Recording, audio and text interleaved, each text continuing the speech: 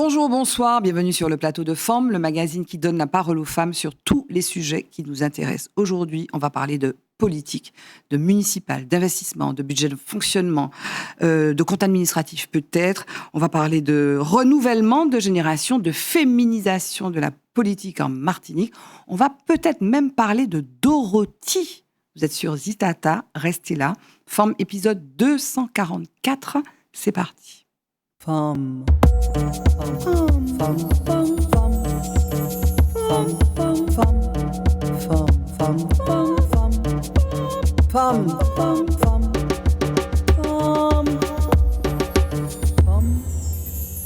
Femme, je dis et puis nous, Madame Limé, Manlimé. Voilà, on s'est posé la question, c'est pas la mairesse, moi c'est Madame la maire, ou Madame la maire, ou Manlimé. Non, je dis qu'on a une langue créole qui est très bien faite. Oui. Et au lieu de se poser des questions, Madame le maire, Madame la mairesse, on dit Manlimé. Ça, c'est réglé. Manlimé. Pas de problème. Alors, je dis, c'est femme et puis Manlimé. Alors, j'avais invité 4 Manlimé. Donc, il y en a 2 avec nous. Merci, mesdames. Aurélie Néla Manlimé de Ducos, nouvellement élue, non pas nouvellement élue, deuxièmement élue. Et puis, quelle élection, s'il vous plaît? On applaudit. 84,46%. Premier tour. Et en fait, donc, je voulais réunir un plateau avec 3 nouvelles Manlimé et puis une nouvelle ancienne, puisque c'est ton deuxième mandat, Aurélie Néla. Donc, j'avais invité Nathalie Gratt qui m'avait dit OK, Andrea Mosel qui m'avait dit OK, Nathalie Gratt ayant été élue aux 3 idées, deuxième tour, et puis Andrea Mosel, mais voilà, elle m'avait dit OK, et puis j'imagine que comme elles prennent leur fonction, qu'elles sont nouvelles, qu'il y a plein de trucs à faire, donc elles m'ont dit mais non, on peut pas, mais c'est pas grave. En tout cas, on leur souhaite un bon mandat. Et puis, il y a Cynthia Hérault, Manlimé, oui, du Marigot. Exactement. Comment ça va? Belle bonsoir, Jean-Élie. Bonsoir Aurélie, oui. Comment ça va? Très bien, oui. La prise de fonction un peu fatigante, mais c'est très stimulant aussi. Oui. Donc, je vais dire que ça va. OK, donc il fallait que je dise que j'avais invité 4 dames, parce que vous êtes toutes les 2 de pays, hein, mesdames. Pas dit que moi, pas en 40 pièces côté. Donc voilà, c'est un hasard. Il y en avait d'autres invités, mais elles peuvent pas, on l'a dit. Donc merci d'avoir accepté cette invitation. Et puis, oui, parce que la charge est lourde, là. Et on s'adresse à la Benjamine. C'est ça. Alors, c'est pas la plus jeune mère, mais tu es la plus jeune des femmes, puisque tu n'as que 33 ans. C'est ça. Alors non, pas 33 ans comme une petite fille, 33 ans comme une jeune femme qui sait bien où elle met les pieds, et qui a à cœur en fait de se donner à fond pour sa commune, et qui prend ses responsabilités. Dès lundi, mais après l'investiture, on a été très vite mise au fourneau avec les DGS, DGA, faire le point sur les dossiers en cours, les demandes en attente aussi, puisqu'il faut reprendre le cours de la vie de la commune. Voilà. Marigot, donc tu as été élu deuxième tour, Cynthia Hérault, 58,7%. Il y avait M. Perras, et donc tu as battu M. Perras qui briguait son troisième mandat. Voilà, donc c'était... Alors toi... Je vais vous laisser vous présenter. Je ne vais pas déroger à mon habitude. Présente-toi, s'il te plaît, Cynthia. Alors, Cynthia Hérault, 33 ans, donc originaire du quartier dominant au Marigot. J'ai grandi dans la commune. J'ai fait mes classes à l'école du quartier, le collège au Marigot, le lycée sur Trinité. Donc, j'ai fait des études dans le domaine du génie civil. Je suis diplômée en économie de la construction et également dans le traitement de l'amiante et du plomb. Oh. Donc, j'ai eu un peu l'habitude de travailler dans des milieux, on va dire, virils, essentiellement masculins. Donc, ça ne m'est pas inconnu. Et donc, j'ai toujours été dans les domaines associatifs. Très jeune, j'ai intégré une association culturelle et loisirs des jeunes sur le Marigot, une association qui formait les jeunes à la vie associative. Donc, dans mes 12 ans, je suis rentrée au comité de cette association. Donc, on nous a formés au secrétariat, à la trésorerie, etc. Et puis au bénévolat surtout. Et très vite, j'ai pris l'initiative de mettre en place des actions caritatives assez jeunes. Et donc, je suis bien connue sur la Martinique dans ce domaine. Et c'est mon engagement citoyen qui m'a un peu conduit vers la vie politique. puisque j'ai rencontré effectivement le parti PIA très tôt après sa création, je crois en 2020. 2020. Oui, c'est ça. Et puis, en 2021, j'ai eu l'occasion de mener la campagne CTM aux côtés de Jean-Philippe Nilor et d'Aurélie Nella, et Marcelin Nadeau, Samuel Tavernier, etc. En 2022, j'ai été choisie par Marcelin comme suppléante. Donc je dis ça en passant parce que dans une précédente vie, j'ai été candidate aux législatives. Oui. C'est vrai que je lui dis, mais je la connais, elle était suppléante. Oui, voilà, ben oui. C'est ça. Donc en 2022, Marcelin Nadeau me choisit comme suppléante et nous avons une très belle victoire, puis une réélection aussi en 2024. Oui. J'ai connu la campagne sénatoriale avec d'autres camarades. Donc c'est quand même, je suis très jeune, mais j'ai eu la chance quand même dense. Oui, d'avoir un parcours assez dense aux côtés de PIA et de nos partenaires. Et donc, quand la question des municipales s'est posée, les camarades très tôt m'ont dit, Cynthia, vas-y, quoi. On veut que tu nous accompagnes et que tu es capable de porter un projet pour la commune et de le défendre et surtout de conduire une liste parce que c'est pas une chose facile. On se lance pas comme ça en politique, je pense. C'est une responsabilité, de manager une équipe. Ensuite, d'être à la tête d'une municipalité. Manager une équipe, Oui. Ça, c'est les jeunes qui disent ça maintenant, hein. Je pense que les anciens, ils n'ont jamais utilisé le terme de manager une équipe. C'est peut-être une vision différente. Ça, auparavant, on a surtout connu des maires, peut-être, bon, je me trompe peut-être, qui décidaient eux-mêmes et puis qui avaient une équipe à côté, qui suivaient. Moi, je suis plutôt dans la co-construction. En tout cas, c'est ce qu'on prône avec PIA. C'est un mot à la mode aussi. On l'a bien lancé en Martinique, en tout cas. Oui, la co-construction. La preuve, on a 2 coprésidents, 5 vice-présidents. Et donc, je suis plutôt dans la co-construction avec mon équipe et on prend les décisions ensemble de manière collégiale. Et c'est pour ça que je dis que c'est plutôt manager une équipe, quoi. Oui. OK. Et Aurélie, est-ce que tu peux te présenter, s'il te plaît? Aurélie Nella, maire de Ducos, c'est ma 2e mandature. Effectivement, j'ai d'abord été élue en 2020. Et donc, à l'époque, j'avais 35 ans. Et aujourd'hui, j'ai été réélue donc, de Ducos. Alors, par contre, je n'ai pas tout fait à Ducos parce que j'ai d'abord grandi au Lamentin. Et ensuite, j'ai fait le collège à Ducos, puis le lycée au François, dont sont originaires mes 2 grands-pères. Et puis ensuite, le campus des études de droit qui m'ont menée à la fois à l'université, à travailler aussi en tant que juriste en collectivité, puis ensuite travailler avec le député Nilor. Merci d'avoir accepté cette invitation. Je crois que c'est la 2e fois que tu viens, au moins la 2e fois. Mais quand on a commencé FOM, peut-être que c'est même la 3e fois d'ailleurs. Quand on a commencé FOM, je crois que c'était la 2e émission en 2021, je t'avais invité et puis on avait parlé, on avait commenté de comment c'était dur de faire de la politique, comment tu avais été attaqué, je me rappelle, moi j'avais été outrée par ça. C'est dur quand même ça. En fait, il faut être bien préparé parce qu'en fait, effectivement, il y a beaucoup de gens que ça rebute d'ailleurs de s'impliquer en politique parce qu'on est exposé, on entend toute espèce de choses, d'inventions, on est victime aussi d'attaques et c'est vrai que c'est un engagement personnel, mais c'est aussi un engagement qui atteint aussi la famille, l'entourage. Et donc, c'est des décisions qu'il faut bien mûrir ensemble, mesurer, tout à fait. Et puis, il faut savoir que c'est aussi, en fait, malheureusement, ça fait partie du jeu politique, en tout cas, ces aspects qu'on veut justement bannir de la politique, parce qu'on veut faire de la politique autrement, donc bannir les attaques personnelles, les rumeurs mal placées, etc.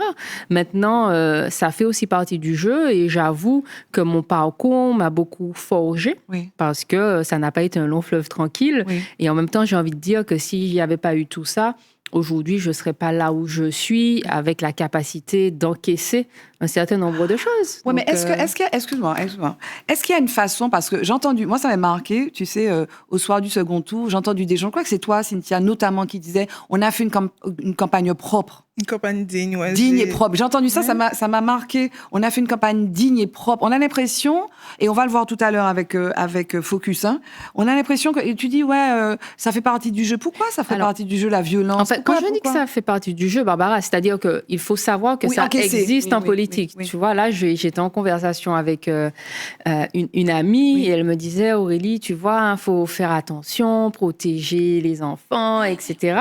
Mais en fait, les gens ont intégré ça dans les aspects liés à la politique. Je ne dis pas que c'est une bonne chose, bien au contraire. Je dis qu'il faut bannir tout ça pour faire de la politique autrement et montrer que c'est possible. Est-ce que le fait, et là je vais venir, j'étais en train de chercher mes feuilles, mais bon, je ne sais pas ce que j'en ai fait, il y a une forte féminisation, puisque vous êtes 9 maintenant, et au second tour, donc il y avait 14 mairies, il y avait 14 second tours, il y a eu 5 femmes qui ont été élues, donc on va les citer. Si j'ai oublié, vous me dites. Hein. Donc il y a eu des réélections. Donc il y a eu Madame Casimirius qui a été réélue à Basse-Pointe.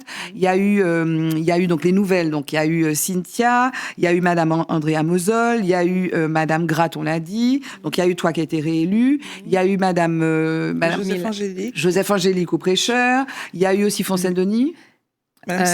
Madame Serbin. Et Ludmila Larade.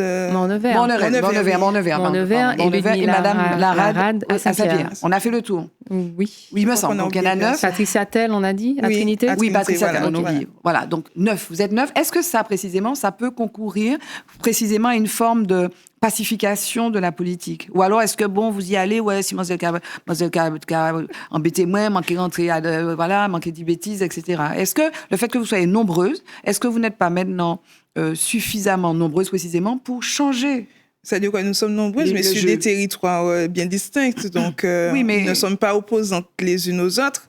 C'est-à-dire que c'est dans les communes que ça se passe. Moi, je suis quand même originaire du Marigot, qui est une commune très, très, très politisée, qui a connu des échéances assez particulières dans le passé. Je rappelle la période Michel Renard, où c'était assez intense avec le shérif, et puis ces dogs, ce qu'on appelle les dogs, où c'était quand même assez violent. Oui. Et on sort de cette période-là et on ne peut pas rester sans stigmate, en fait. Aujourd'hui, c'est pour ça que je dis qu'on a mené une campagne digne, parce qu'on a tenu à rester focalisé sur notre projet, sur notre vision pour le Marigot, sans pour autant s'en prendre aux adversaires, alors que ça n'a pas toujours été pareil dans les autres camps. Oui. C'est-à-dire que nous aussi, on a connu des attaques. Moi, j'ai connu des attaques sur le plan personnel, où on a parlé de ma famille, où on a parlé de mes idées politiques, où j'ai eu des caricatures. Donc, ça peut aller encore loin. Tu as porté plainte? Oui. OK. Porté plainte pour quoi? Pour l'utilisation de mon image, pour la diffusion d'images caricaturales, etc. Tu as déjà porté plainte? Alors, j'ai pu apporter plainte, mais dans un autre contexte. D'accord. Mais au cours de la campagne, non. Maintenant, j'avoue que la campagne de 2020 et la campagne de 2026 ne se sont pas ressemblées du tout. Oui. Cette année, en 2026, je n'ai eu aucune remarque sur le fait d'être une femme. Oui. En 2020, c'était tout l'inverse. Il fallait à la fois... j'étais attaquée à la fois sur le fait d'être jeune, donc elle ne saura pas gérer, elle n'a pas d'expérience, elle ne saura pas faire. On n'a pas dit ton âge, on a dit ton âge? Non, j'ai été élue à 35 ans. Oui. Et aujourd'hui, j'aurai 41 ans. Tu es jeune. Oui. Mais en fait, en 2020, c'était ça. Les attaques étaient placées sur ma jeunesse, donc manque d'expérience, ma vie privée et le fait d'être une femme. Donc, j'ai eu des attaques un peu sexistes. Voilà, à la place à la cuisine, elle ne sait même pas faire à manger non plus, etc.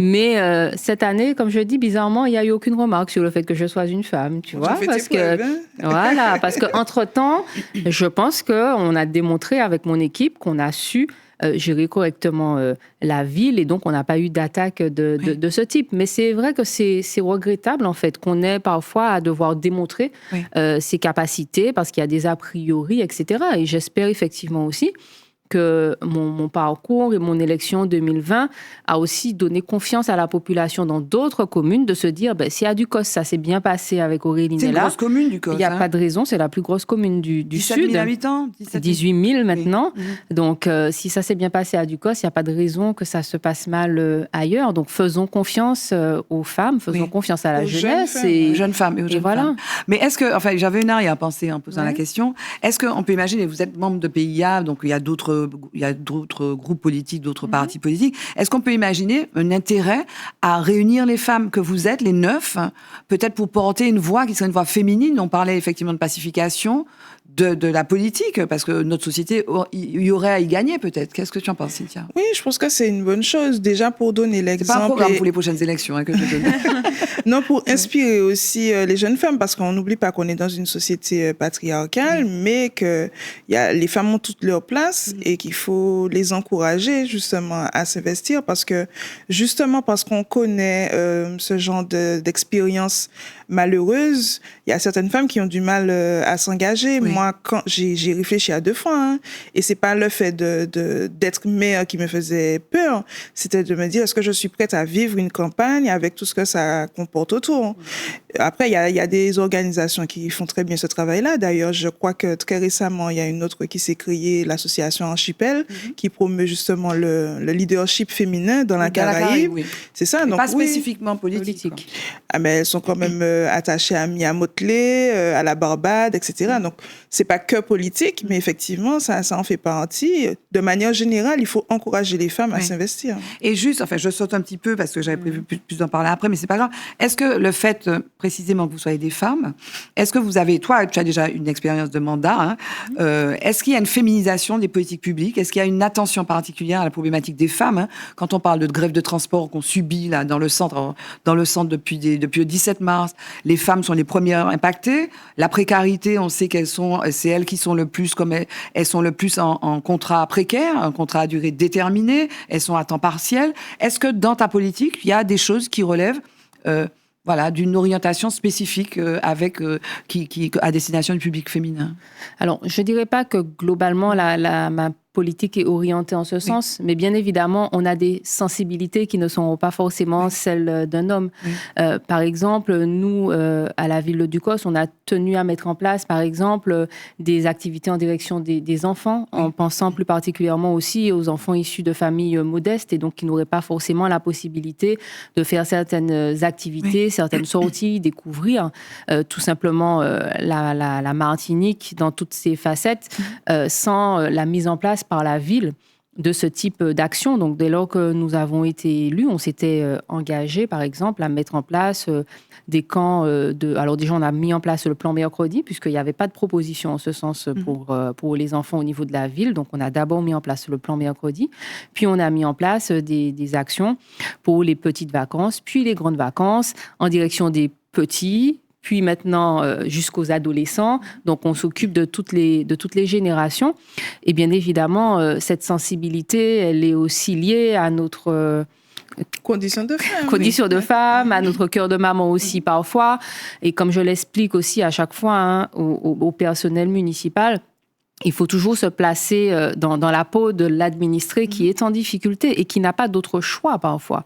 Et donc, je crois aussi qu'il faut, et pour rebondir à ce que disait Cynthia, et pas seulement dans le milieu politique, au niveau de la ville de Ducos, on a mis en place aussi le village de l'égalité, par exemple, parce que pour moi, c'était vraiment très important. C'est quoi? Alors, le village de l'égalité, c'est un concept que nous avons mis en place en partenariat avec l'Éducation nationale. Donc, la proposition, c'était de dire il faut que les petites filles martiniquaises, ducosaises, se sentent capables de faire un métier, d'exercer une activité physique ou sportive, etc., qui soit ouverte, en fait. Oui. Et donc, elles ne se mettent pas de barrières en se disant, comme je suis une fille, c'est pas mon milieu, etc. Et puis, changer le regard des garçons. Changer le regard des garçons, exactement. Donc, on a discuté avec les enseignants et on a mis en place ce village de l'égalité qu'on a mis à destination des élèves du CM2, donc autour du 8 mars, donc Journée internationale des droits de la femme. On réunit tous les enfants de CM2 de la commune et on met en place des ateliers pour eux. On fait venir des professionnels de certains métiers dits d'hommes et on échange avec les enfants. On fait venir aussi les associations. Donc, tu as fait venir Cynthia parce que économiste de la construction, exactement. Et l'amiante, j'ai vu que tu as pris des notes. Tout à fait. À mon avis, donc, elle va te dire de venir. Effectivement. Cynthia aurait pu être effectivement une des invitées qui participent à ces ateliers. En fait, c'est pour vraiment changer les regards, en fait, qu'on sorte des stéréotypes et des assignations. Voilà, et qu'il n'y a pas que des tâches, il n'y a pas des tâches ménagères réservées aux femmes, etc.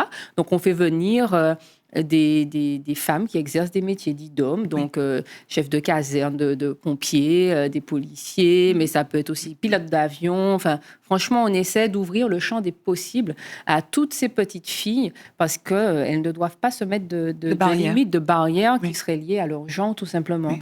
Donc, et alors, le Marigot, c'est une plus petite commune, c'est quoi, 2900 à peu près, oui. Oui, un peu moins de 3000 personnes. Est-ce que toi, tu as cette attention précisément à la situation des jeunes filles ou des femmes, peut-être des personnes âgées aussi, dans ta commune? Est-ce que ça va déterminer une partie de des actions, des politiques que tu voudrais mettre en œuvre? C'est-à-dire que je considère que les femmes ont ce regard en particulier, même des fois sans être maman, on est amené à avoir un regard différent sur la société et sur le monde qui nous entoure.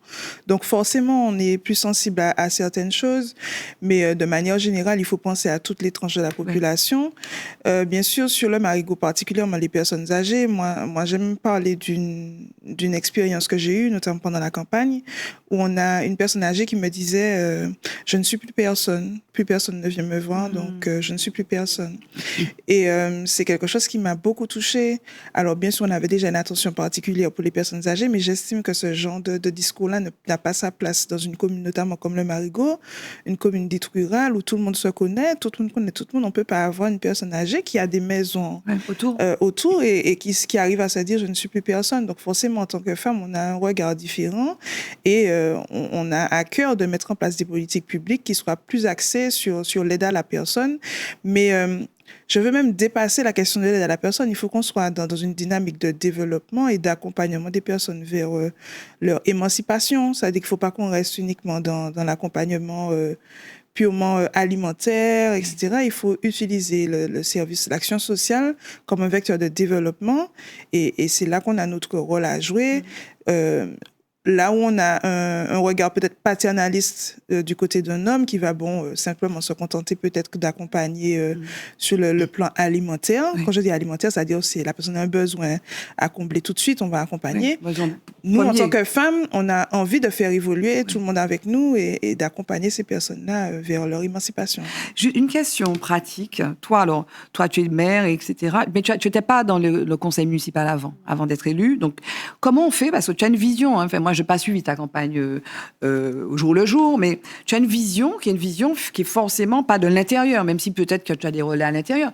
Comment tu as un projet, donc là, tu parles de choses concrètes. Tu vas vouloir donc mener des actions, et tu as proposé ton programme. Comment tu fais pour alimenter? Parce qu'il y a une réalité. Tu vas arriver. Qu'est-ce que tu connais des finances du Marigot? Comment tu sais appréhender les choses en amont? Alors, quelle connaissance et comment tu as fait pour connaître? Et puis, est-ce que tu auras, alors la question qui vient derrière, est-ce que tu auras les moyens de ta politique pour parler précisément de ces actions sociales que tu veux mener pour redonner leur place à toutes ces personnes âgées? D'accord. Alors, en amont de la campagne, il y a un travail conséquent qui a été mené et c'est là que je dis que l'équipe a tout son rôle à jouer. Je ne suis pas seule, j'ai des personnes qui m'ont accompagnée pendant cette campagne que je remercie. Donc, on a fait tout un travail quand même de recherche, à la fois de tous les comptes, de ce qui était disponible oui. de manière publique, ou à lecture aussi de certains rapports, compte rendus de conseils municipaux. Donc, il y a eu tout un travail de documentation aussi qui a été fait en amont.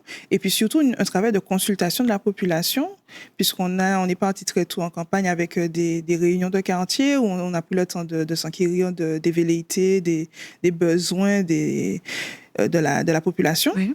Donc, on a pris ce temps de recueil des doléances, tri pour axer ensuite sur le programme et on a déjà été même plus loin, c'est-à-dire qu'avant même le début de lancement officiel de la campagne, on a déjà été à regarder les fonds qui existent, qui peuvent être mobilisés pour mettre en place les politiques publiques. Et tu as demandé à Aurélie, comment tu as fait, comment on fait? Des conseils, mais on aura du travail à faire, ensemble. De mettre en relation aussi peut-être certains de ces élus avec les nôtres qui sont plutôt novices. Mais il y a ce que je veux dire surtout, c'est qu'il y a beaucoup de choses qu'on peut faire aussi sans argent. On a beaucoup tendance à parler d'argent, mais il y a énormément de choses qui existent et qu'on peut mettre en place sans argent à condition d'avoir déjà l'ingéniosité et puis d'accepter de travailler en collaboration avec la population et le monde associatif et du bénévolat. Il y a encore ce matin, j'étais sur le terrain, il y a encore quelqu'un qui me disait si tu as besoin de moi dans le monde du sport, n'hésite pas. Enfin, il y a des personnes qui sont prêtes à s'investir pour la municipalité. Et puis ça voudrait dire, si on parle que d'argent, qu'on oublie, qu'on renie notre essence même, parce que dans une commune dite rurale comme le Marigot, il y a beaucoup de parents qui ont élevé leurs enfants sans beaucoup de moyens et ça n'a pas empêché que ça devienne des personnes qui aient de beaux parcours, qui soient bien établis aujourd'hui dans la société. Donc, il y a un lot de bagages nous peut faire sans l'argent, à condition que nous collons les têtes, collons les épaules. Voilà. Volonté, solidarité. C'est oui, ça. Olérie, tu voulais dire quelque chose? Oui, je voulais dire, bien sûr, je suis toujours à la disposition de Cynthia, mais franchement, c'est quelqu'un qui a toutes les capacités. Elle a la tête sur les épaules. Elle a la tête sur les épaules, elle y a cru dès le départ et elle a eu raison. Vraiment, c'est une femme déterminée et qui est pétrie de qualité. Et donc, je n'ai aucun doute sur son succès au Marigot et peut-être même au-delà. Donc, franchement, je crois qu'aujourd'hui, on a des maires qui ont vraiment pleinement les capacités d'assurer auprès de leur population, répondre aux attentes. C'est vrai que c'est pas facile. Et c'est important qu'elle ait dit qu'il n'y a pas que l'argent. L'argent compte forcément puisqu'il faut des moyens pour pouvoir déployer ces politiques publiques. Mais j'ai une colistière qui disait pendant la campagne, effectivement, il n'y a pas tenu l'argent, mais il y a tenu l'imagination. Et c'est vrai, il y a des exemples tout bêtes, en fait. On a opéré aussi des redéploiements de personnel. Des personnes aujourd'hui, par exemple, qui sont affectées, puisqu'on parlait d'action sociale, au niveau du CCAS de la ville de Ducos, au dispositif Allô Bonjour qu'on a mis en place, puisqu'on parlait aussi d'isolement des personnes âgées. C'est passer des coups de fil pour prendre des nouvelles de nos personnes recensées comme étant âgées, isolées, pour les conforter, mettre en place des visites domiciliaires aussi, parce que c'est pas toujours simple. On a renforcé le portage de repas. Des fois, c'est le seul passage qu'une personne âgée peut avoir dans la journée. Oui. Et donc, pour nous, c'était une manière aussi de montrer à la population, et particulièrement les plus en difficulté, que le service public joue son rôle pleinement. Oui. Et donc, il y a des choses qui nécessitent des moyens, et puis il y en a qui nécessitent peu de moyens, mais une énergie collective et une volonté, en fait. Mais aussi une direction, parce que tu as parlé de manager, c'est ça. Être maire, être maire, c'est prévoir, prendre la décision, faire des choix. C'est ça. Et quand Aurélie parle de redirection du personnel, c'est important parce que aujourd'hui, quand on arrive aux affaires, moi, je découvre une charge en personnel, c'est plus de 3 millions d'euros par année sur une petite commune comme le Marigot. Pour 2900 et quelques habitants. Donc, c'est une charge quand même importante. Oui.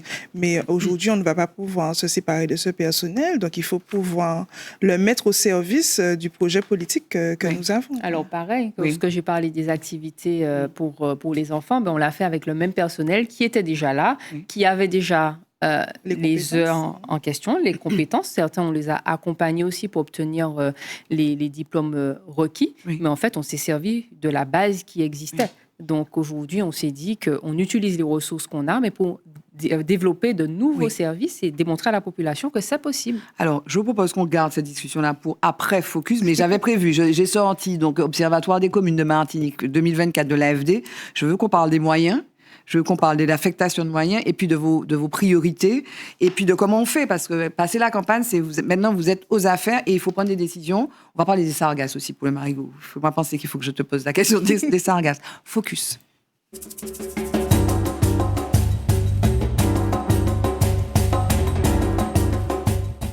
Alors, Focus, je suis restée dans un environnement politique, j'ai gardé la thématique. Dans Focus, je voulais vous parler d'insultes et de menaces de mort à l'encontre d'une femme.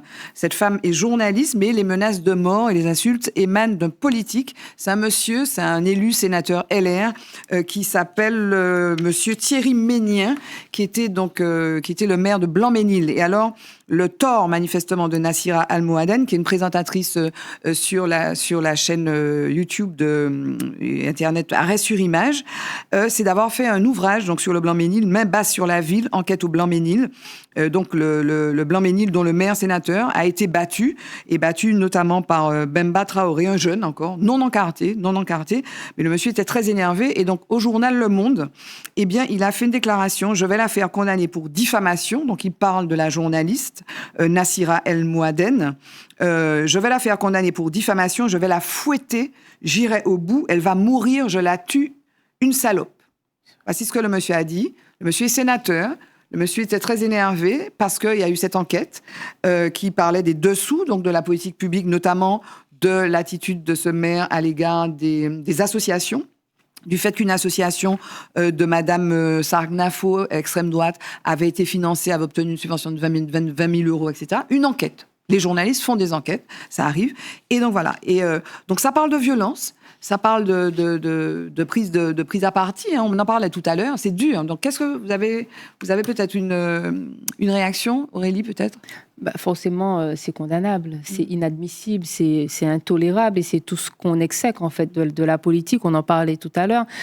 Ça n'a rien à faire surtout par des hommes politiques en fait qui sont censés aussi donner l'exemple d'une certaine manière. Donc c'est vraiment c'est invraisemblable. Oui. Est-ce qu'avec les réseaux sociaux, il n'y a pas une exacerbation de ça? Est-ce que la parole la plus vulgaire, la plus grossière, là, par exemple, au moment où on enregistre cette émission, je t'interromps 2 secondes, il y a M. Trump, président des États-Unis, qui fait une adresse à la nation américaine et qui parle de notre président, Emmanuel Macron, en parlant de sa relation avec sa femme.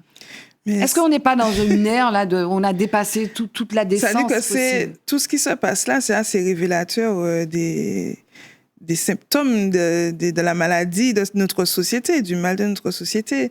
Ce qui arrive avec M. Maignan, c'est déplorable, c'est exécrable, je ne sais pas quel terme on peut utiliser, mais en tout cas, c'est inadmissible et condamnable. Oui. Et forcément, on soutient les femmes comme Nassira. Moi, ce que ça me fait penser, c'est que on réalise de quoi est capable une personne qui se sent menacée de la perte du pouvoir, peut-être que lui confère sa mission, sa fonction.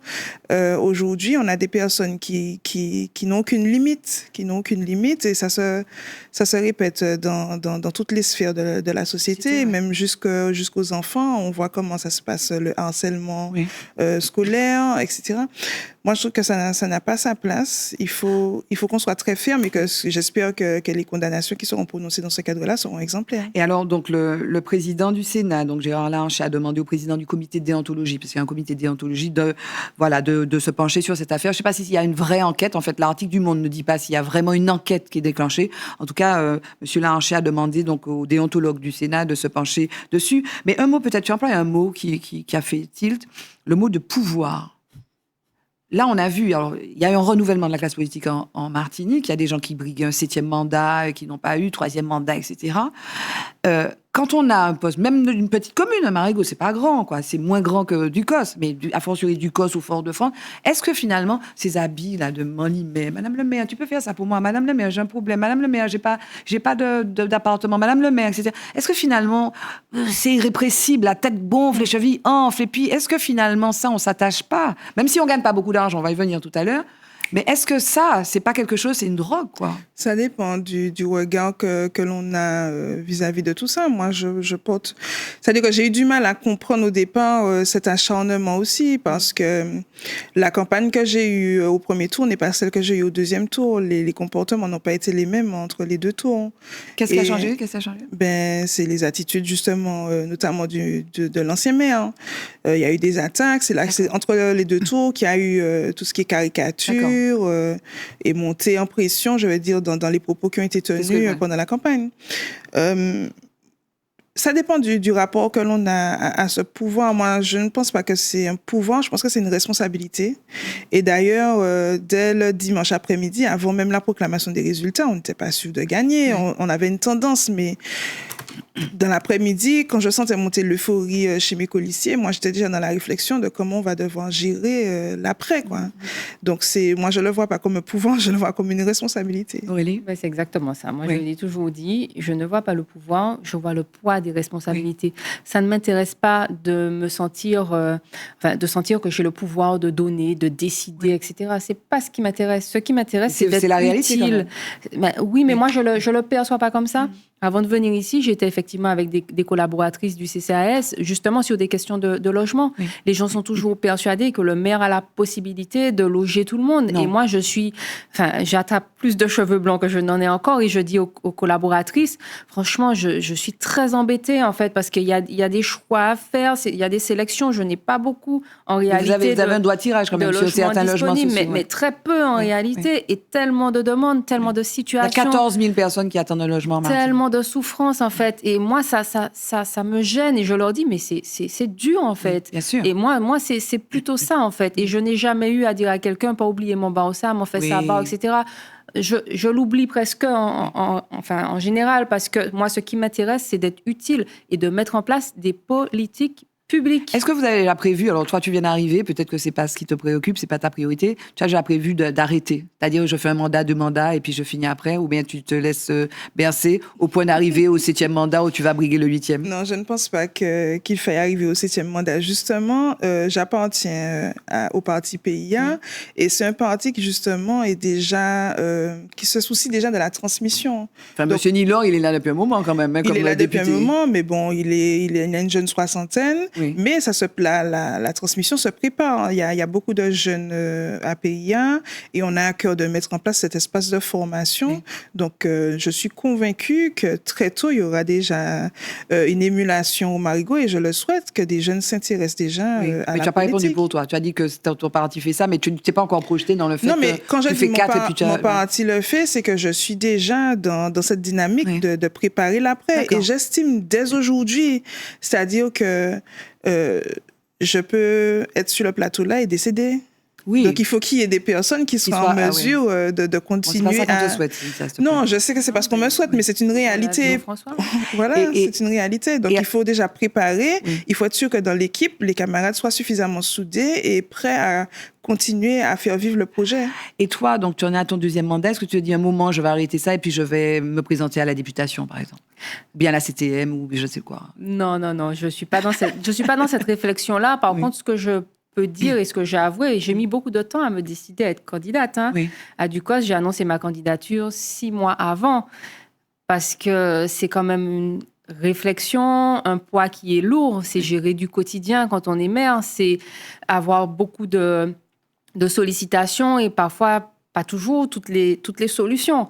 Maintenant, j'avoue, et ça je le dis très ouvertement, c'est une fonction que j'ai pris plaisir en fait à exercer, que j'ai apprécié beaucoup plus que je ne l'aurais pensé. Ceci dit, même quand on dit qu'on appelle le maire pour un chien écrasé ou quelque chose comme ça, c'est vrai, ça m'est déjà arrivé.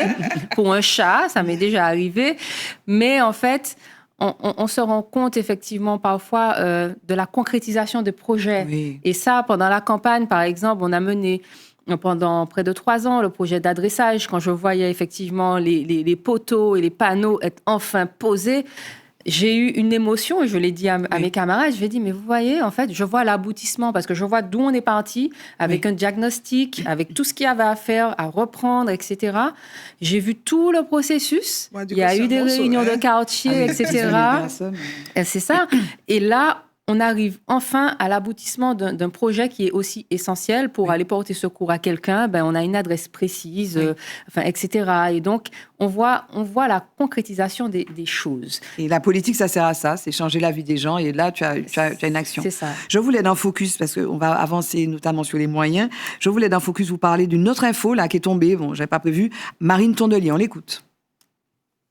Une page politique 2027 en perspective. Alors vous êtes la secrétaire nationale des écologistes. Vous avez ce soir une nouvelle qui est à la fois personnelle et politique, alors pour l'agenda, pour le calendrier de la campagne présidentielle, mais aussi pour vos engagements. Vous êtes enceinte. Félicitations, exactement. Bravo. C'est une nouvelle imprévue, on va le dire comme ça. J'ai un parcours dont on parlera peut-être dans la suite de l'interview parce qu'il concerne beaucoup de couples en France, qui fait que je m'étais plus ou moins résignée à ce que ça n'arrive plus. J'avais arrêté les traitements, les PMA, les FIV, et puis c'est arrivé comme ça, sans que je m'y attende. Donc c'est une très belle nouvelle sur le plan personnel dans un monde qui va mal et dans des actualités très anxiogènes qui continuent de m'inquiéter.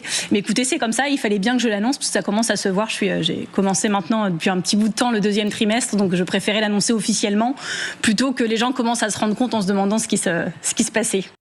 Alors, Marine Tondelier, donc chef secrétaire nationale des écolos, dit 2 choses. Elle dit qu'elle est enceinte et elle dit aussi qu'elle a eu recours à la PMA, la procréation médicalement assistée, à la FIV, fécondation in vitro. Sujet tabou, hein.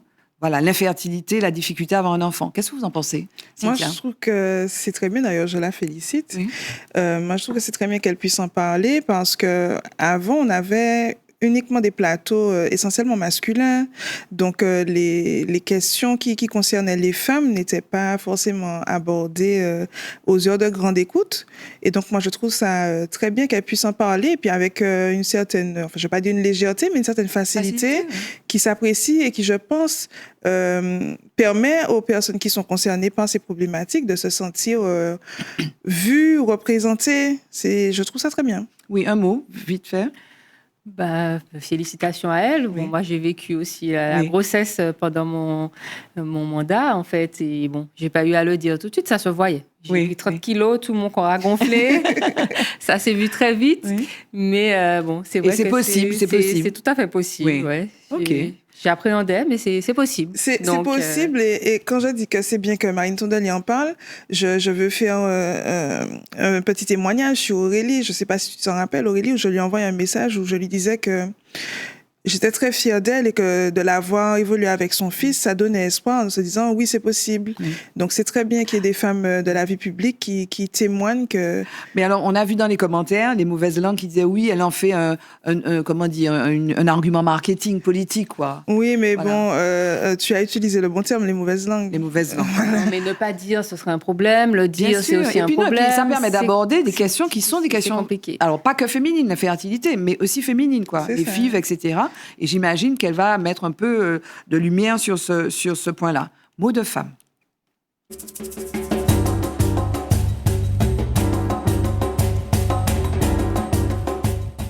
Voilà, c'est pas plus mal. Voilà, très bien. Oui, voilà.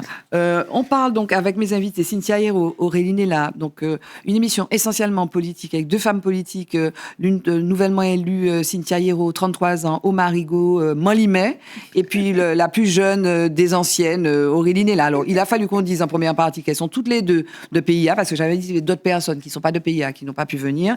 Mais en tout cas, bon, ça se passe. Merci beaucoup. Alors, je voulais qu'on parle un petit peu des moyens. Il nous reste peu de temps. Parce que là, la campagne étant finie, là, vous allez mettre dans le truc. Sargasses, madame. Moi, quand je passe au Marigot, sur la côte atlantique, ces jours-ci notamment, c'est raide. Qu'est-ce qu'on fait? C'est une Et problématique. même si ça peut être une problématique Cap-Nord aussi, parce qu'on n'a pas parlé des EPCI, mais qu'est-ce qu'on fait? Alors, les sargasses au marigot, c'est une vraie problématique. C'est très prégnant d'ailleurs. En ce moment, on a de gros échouements. Très tôt, le lendemain de mon élection, j'ai été contactée par l'ARS qui sait que c'est une problématique importante pour nous au Marigot. Donc, je n'ai pas attendu l'investiture. On a eu un rendez-vous plus ou moins officieux où on a commencé à discuter des solutions à proposer à la population. Et j'ai également pris la tâche du GIP Sargasses. Donc, c'est dire que on n'a pas attendu pour se poser la question. Là, je suis en train de faire le point avec nos équipes techniques pour faire le point sur tout ce qui est matériel en place. Donc, vérifier que le truc sort plutôt, qui avait été acquis il y a plus de 10 ans par l'ancienne municipalité est opérationnel. Vérifier que les collaborateurs sont dans les conditions adéquates pour intervenir. Donc, c'est une problématique dont on s'est saisi très, très rapidement. Et effectivement, il faudra aussi mobiliser les moyens de l'intercommunalité. Alors, les moyens de l'intercommunalité, mais les moyens, parlons des moyens. Là, ce sont des chiffres, donc je l'ai dit, Observatoire des communes. Lorsqu'une commune reçoit 100 euros, donc on va parler du budget, hein. Lorsqu'une commune reçoit 100 euros, 76 euros proviennent des impôts et taxes, et plus de 50%, c'est l'octroi de mer, fameux octroi de mer. 16% provient de dotations de l'État, 5% subventions reçues et divers 3%. Est-ce que vous avez les moyens? Alors, ça, c'est pour les recettes. Et les dépenses, on y a fait allusion tout à l'heure. Quand on dépense 100 euros, donc 64 euros, c'est des frais de personnel. Achats et charges externes, 32 euros et divers, 4 euros. On parle beaucoup de ça. Les moyens, c'est des charges personnelles. Alors, c'est vrai, l'action sociale, bien sûr. Donc, il faut des gens qui accueillent le téléphone, etc. Mais est-ce que votre vision, c'est quoi? Est-ce que vous avez les moyens, par exemple, de faire de l'investissement? Est-ce ça manque d'investissement? On a besoin. Toi, tu es dans le BTP. Tu sais de quoi je parle. Le BTP est un peu en panne parce qu'il n'y a pas de commande publique. C'est ça. Il n'y a pas de commande publique. Et les communes sont un fer de lance. Et ceci dit en passant, lors du dernier salon des bâtisseurs, il n'y a pas eu tellement de maires qui sont venus. Non, pas de l'eau. Donc, comment tu investis? Mais il faut déjà reprendre, je pense aussi, l'historique de la fonction publique en Martinique. C'est-à-dire que dans une période, oui, c'était l'employeur. Voilà, oui, mais on a déjà dit ça. l'employeur. Aujourd'hui, tu fais quoi? Non, mais c'est important quand même de le rappeler parce qu'aujourd'hui, on a des communes qui sont justement amenées à supporter ces frais-là. Donc, c'est assez particulier. Et on a une population aussi qui est toujours dans l'idée que ce soit la municipalité qui emploie, alors que le but premier d'une municipalité n'est pas d'employer Bien sûr, des c'est rendre le service public. C'est ça. Il faut le rendre le service public, mais des fois, bon, on aurait envie envie de faire des petites coupes budgétaires et de faire avec moins de moyens parce que c'est des charges importantes. Je rappelle qu'au Marigot, c'est plus de 3 millions d'euros par an. Et, comment tu fais? On est obligé de faire avec. Oui. On est obligé de faire avec. Donc, c'est-à-dire que là, comme a fait Aurélie, par exemple, à Ducos, il faut remobiliser le personnel, revoir comment on réoriente pour mettre en place. Mais tu fais de la formation. C'est ça. Oui. Qu'est-ce que tu as fait? Déjà, on a dû échanger avec l'ensemble des services, parce qu'on avait aussi en base le rapport de la Chambre régionale des comptes. Tu n'as pas eu des grèves, toi, par contre? Ah oui, beaucoup. Oui, tu as eu des grèves, il me semble, de mémoire. Mais en fait, c'était une pratique, j'ai envie de dire, à Ducos. Oui. Maintenant, déjà sous l'ancienne municipalité, c'était compliqué au début, mais je crois qu'eux-mêmes ont compris, les syndicats, que si on ne prenait pas des mesures, on allait tous droit dans le mur. Oui. Et donc là, il a fallu avoir un discours très responsable et leur dire que si aujourd'hui on ne prend pas des mesures, ça ne va pas le faire. Et donc, on a discuté et j'ai dû effectivement arrêter, bien évidemment avec eux, en échangeant avec eux, des mesures. C'est le non-remplacement du personnel, des départs à la retraite, parce qu'on n'avait plus ces moyens-là. Oui. Ça a été le gel pendant 3 ans, des avancements de grade. Ça a été... j'ai pas eu le choix, en fait, parce que... Tu as combien de personnes, toi? Plus de 400. Au début, c'était près de 500 employés. Au fur et à mesure, on a un personnel qui est aussi vieillissant. Oui. Donc, c'est aussi des pathologies qu'il faut pouvoir gérer.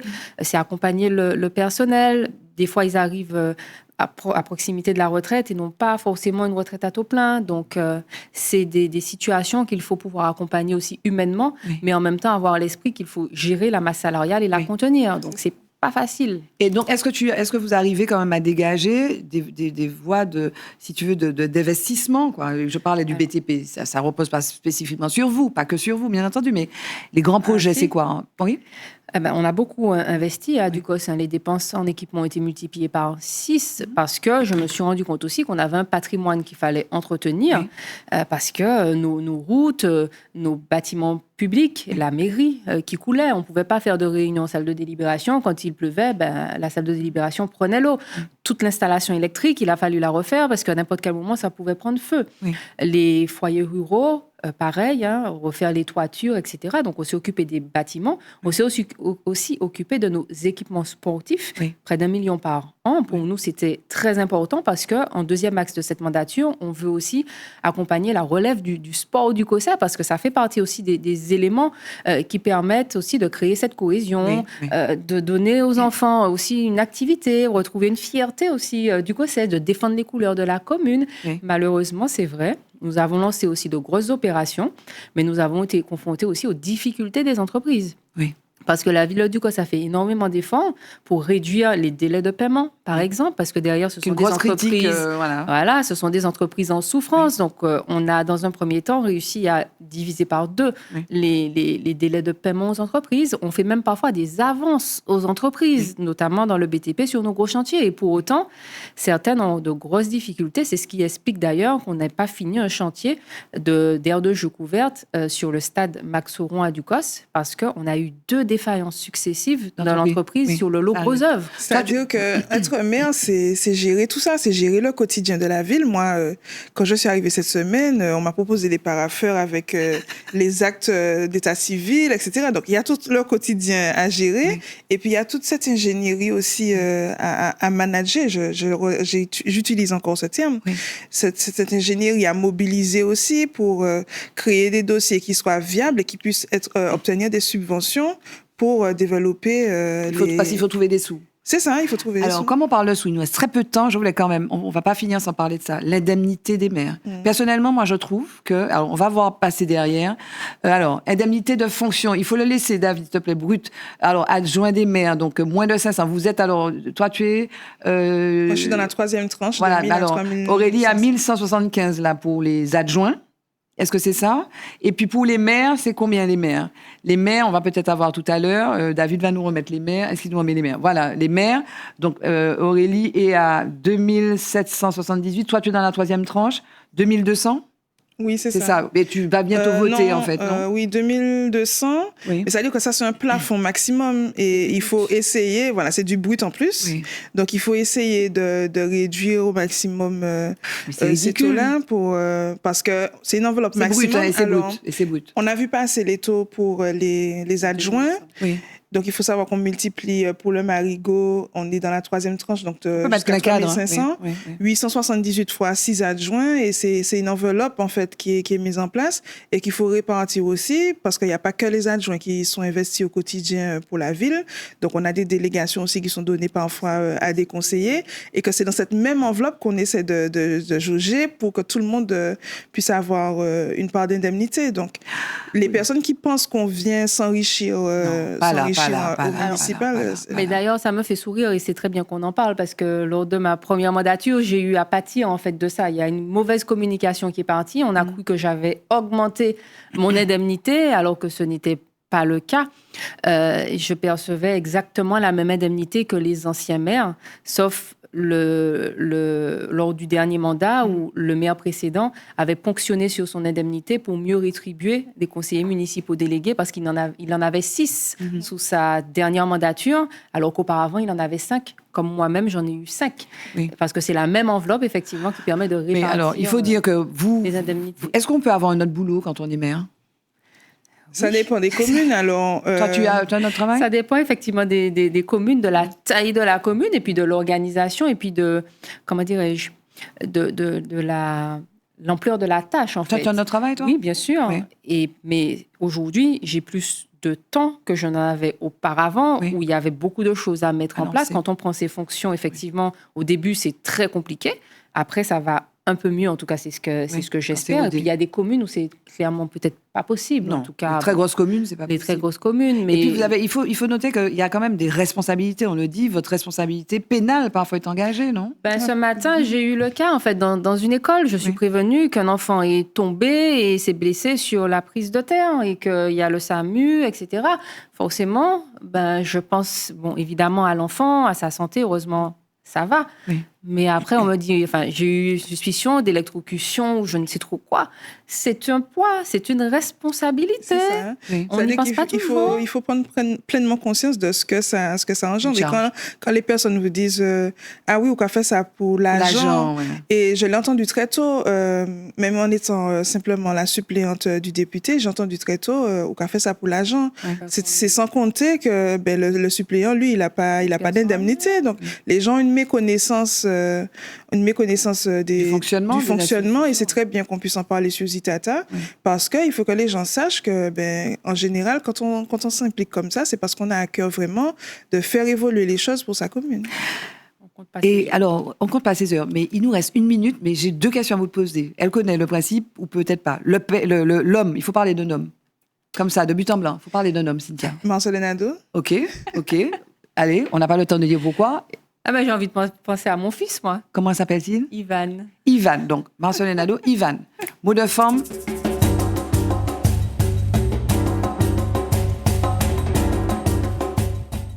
Mais oui, là, on accélère, on a fini, on est hors du temps. Le mot de la fin, ce serait quoi? Le mot de la fin, Aurélie Nella. Merci de nous avoir invités, effectivement, à discuter effectivement entre femmes de ces fonctions qui sont lourdes à porter, mais qui sont passionnantes et qui appellent, j'espère, beaucoup d'autres femmes à s'engager en politique et en tout cas à se croire capables, en fait, tout simplement. 9 femmes, en tout cas, on les félicite toutes. On n'a pas de place, là, on peut recevoir que 4 dames. Donc, on en a reçu 2. Merci d'avoir été là. Mais on a de très bonnes relations. Au-delà des clivages politiques, franchement, on s'entraide, on discute. Cynthia, le mot de la forme, le mot de la forme, ce serait quoi? Moi, l'imais. Non, que je suis très heureuse d'avoir participé à cette émission avec Aurélie et avec toi, Barbara, parce que c'était un bon moment. Il faut qu'on arrive à ouvrir ce cercle de parole pour inspirer encore d'autres femmes, comme certaines nous ont inspirées avant, pour qu'on puisse faire grandir cette société martiniquaise, changer le regard des hommes et des femmes sur nous-mêmes, notre rapport à nous-mêmes, et qu'on puisse faire évoluer la cause féminine, oui. Merci Cynthia Hérault, Manlimé. Merci Aurélie Nella, Manlimé. J'ai envie de déroger en disant aussi merci à tous ceux qui nous ont fait confiance parce que franchement, la population nous porte et je voulais les remercier. Mais les téléspectateurs nous portent là. Merci à David, merci à Johan, merci à Marty. Merci à vous qui nous suivez avec cette fidélité le mardi 20h10, 23h30 sur Zitata. Et je vous retrouve mardi prochain avec tout autant de plaisir avec des femmes inspirantes et extraordinaire. Bye bye, à bientôt.